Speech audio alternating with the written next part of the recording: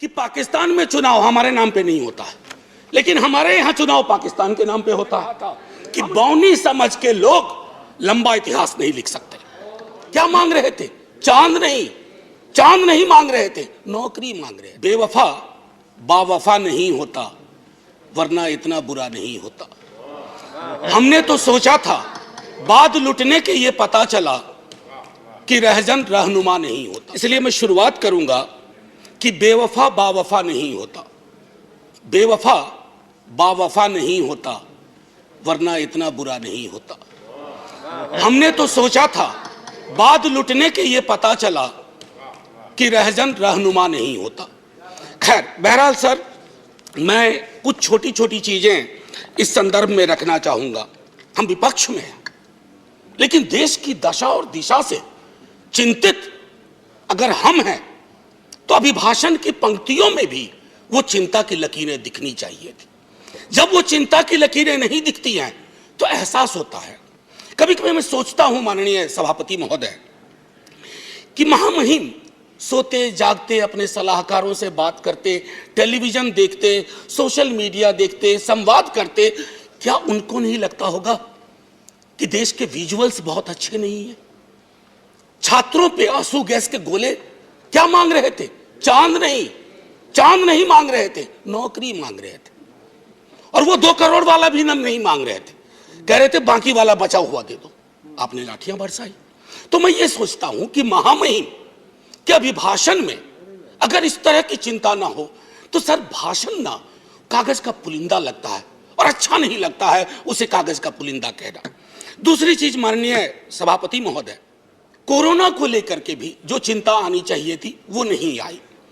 अब आइए अर्थव्यवस्था के बारे में मैंने कहूं, बजट को उसके लिए मैंने तय किया हुआ है, लेकिन मेरा मानना है कि सन 50 से लेकर अब तक किसी की भी सरकार हो, मैं जानता हूं ये लिखा कहां जाता है, लेकिन जहां लिखा जाता है मैं आग्रह करूंगा कि अगर हम सोच सके सत्ता पक्ष और विपक्ष, तो राष्ट्रपति के अभिभाषण को दलीय दायरों से ऊपर कर दीजिए।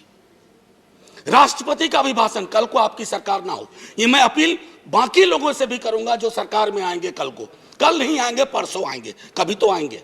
मैं सिर्फ ये कहना चाहता हूं कि सर अभिभाषण को एक नॉन पार्टीजन डॉक्यूमेंट बनाइए, नॉन पार्टीजन डॉक्यूमेंट। राष्ट्रपति देश के राष्ट्रपति हैं, उनके सरोकार में देश का सरोकार दिखना चाहिए माननीय सभापति महोदय। अब दिक्कत ये होती है ना माननीय सभापति महोदय कि अभिभाषण में सर्वेश्वर की एक लाइन थी सभापति महोदय, अगर तुम्हारे घर के एक कमरे में लाशें सड़ रही हो तो क्या तुम दूसरे कमरे में प्रार्थना कर सकते हो? अगर तुम्हारा जवाब हां है तो मुझे तुमसे कुछ नहीं कहना है। यही रख करके बात मैं खत्म करता हूं। आपने उनको इंपीरियल कैनोपी में रखने का, अगर नेताजी कहीं से आ जाते हैं तो कहते कैनोपी मत रख भाई, दिलों में रख, दिलों में रख। मैं ये इसलिए कह रहा हूं, मैंने नेताजी की चिट्ठियां पढ़ी हैं नेहरू जी के नाम, मैंने नेताजी की चिट्ठियां पढ़ी हैं बापू के नाम, मैंने नेताजी की चिट्ठियां पढ़ी हैं तमाम उस दौर के लीडर्स के नाम। कहां कद था नेताजी का, नेहरू जी का, बापू का, पटेल का, और विवेचना कौन लोग कर रहे हैं? मैंने इसी सदन में कहा था कि बौनी समझ के लोग लंबा इतिहास नहीं लिख सकते, लंबी लकीर नहीं खींच सकते। एक बार चिंता करिएगा सर, मैं ये कह रहा हूं कि बापू के राम की संकल्पना करिए।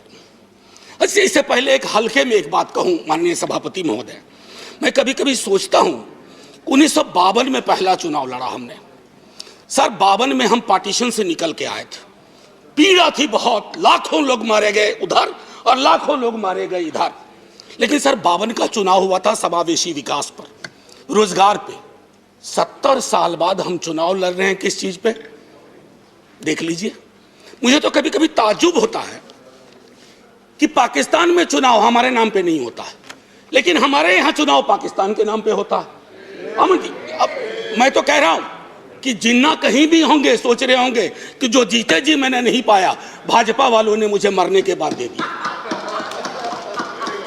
ये मैं समझता हूं हम सब के लिए सर चिंता का विषय होना चाहिए। सर, मैंने कहा था कि बापू के राम, जब इतिहास की बात करते हैं सर, ये किताब है प्रार्थना खंड बापू की किताब है, बापू की प्रार्थनाओं का संकलन है। मैं आग्रह करूंगा सब पढ़ें। जब नोआखोले से लौट के आए बापू, बहुत पीड़ा थी, उन्होंने अपना प्रार्थना बदल दिया। वो प्रार्थना भजमन प्यारे सीताराम की जगह भजमन प्यारे राम रहीम, भजमन प्यारे कृष्ण करीम। आप क्या कर रहे हैं? कृष्ण और करीम के बीच में कटीली दीवार लगा रहे हैं, राम और रहीम के बीच में दीवार लगा रहे हैं। ये दीवारें आज हो सकता है ताली दिलवा रही हों, आप मिट जाएंगे, ये दीवारें भी मिटेंगी। वक्त वक्त की बात है, बस एक बार सोचेगा जरूर, क्योंकि बापू पे माल्यार्पण आप भी करते हैं और बहुत, बल्कि आप चश्मे पे कर दिया, आपने महदूद कर दिया।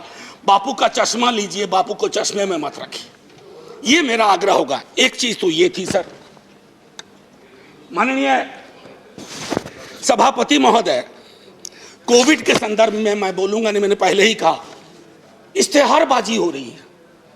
जो सरकारें, मैं सिर्फ केंद्र को नहीं कह रहा हूं, जो सरकारें कोविड के वक्त में नदारद थी, सोशल मीडिया गवाह है, वो सरकार 4 पन्ने का इश्तेहार दे रही है। अब पहले नेता लोग काम करते थे तो लोग कहते थे अरे सोच दम ईमानदार है, काम दमदार है। अब लगता है दूसरे का भरोसा नहीं, खुद ही छपवा दो, सोच ईमानदार काम दमदार। अरे लोगों को बोलने दीजिए। अब देखिए सर, दूसरी चीज कोविड के संदर्भ में मैं आपको कहूंगा, जब आप कहते हैं ना कि फलाने की तुलना में यहाँ इतने कम मरे वगैरह, 18 से तुलना करते हैं, सर जिन परिवारों के चिराग गुम हुए ना, उनके लिए मौत आंकड़ा नहीं है सर। मेरी बेटी की एक साथ में लड़की पढ़ती थी, 2 बेटियां थी, माता पिता 1 हफ्ते के अंदर दुनिया से चले गए। उसको नंबर बताएंगे हम कि ये आंकड़ा है तुम्हारे बाबूजी का, ये आंकड़ा है तुम्हारी माँ का। ये नहीं होना चाहिए सर, इतनी तो संवेदनशीलता होनी चाहिए, सरकार किसी की भी हो सकती। सर समानता और बंधुत्व के संदर्भ में बाबा साहब भीमराव अंबेडकर की चर्चा की गई है। सर मैं क्या कहूं, ये महादेव गोविंद रानाडे लेक्चर है। बस मैं कहना, बाबा साहब ने एक बात बार बार कही थी, वो कही थी कि भैया डेमोक्रेसी को सबसे बड़ा खतरा है हीरो वर्शिप, उससे बचा लेना। लेकिन हमने क्या किया है, पूरी की पूरी डेमोक्रेसी को हीरो वर्शिप में तब्दील की है। आप कहिएगा पहले भी हुआ था, अरे जब पहले हुआ तो अच्छा नहीं था, अगर आज हो रहा है तो बुरा है। क्या हो गया सर, आजकल देखिए शब्दावली बदल गई है। वाजपेयी जी की सरकार एनडीए गवर्नमेंट कही जाती थी, या आपकी भी सरकार शुरू में जब बनी थी तो एनडीए गवर्नमेंट या बीजेपी गवर्नमेंट, अब कहते हैं मोदी गवर्नमेंट, अब हो गई ये केजरीवाल गवर्नमेंट। सर ये जो बीमारी है ना, पूरी सरकार व्यक्ति केंद्रित हो जाएगी ना सर, तो डेमोक्रेसी में दिक्कत क्या हो जाती है कि डेमोक्रेसी को सबसे बड़ा खतरा कल्ट से होता है। If a leader becomes a cult, first the internal democracy is destroyed, then democracy everywhere is destroyed and everybody will suffer. आज भूपेंद्र जी ने किताब लिखी है राइज ऑफ बीजेपी। मैं समझता हूं बीजेपी कहीं अगर ऐसे हालात रहे, he has to write another book, Fall of BJP. खबरों से जुड़े रहने के लिए हमारे चैनल झारखंड न्यूज को सब्सक्राइब कर ले और कोई खबर है अगर आपके पास तो पहुंचाए हम तक, हम पहुंचाएंगे सरकार तक।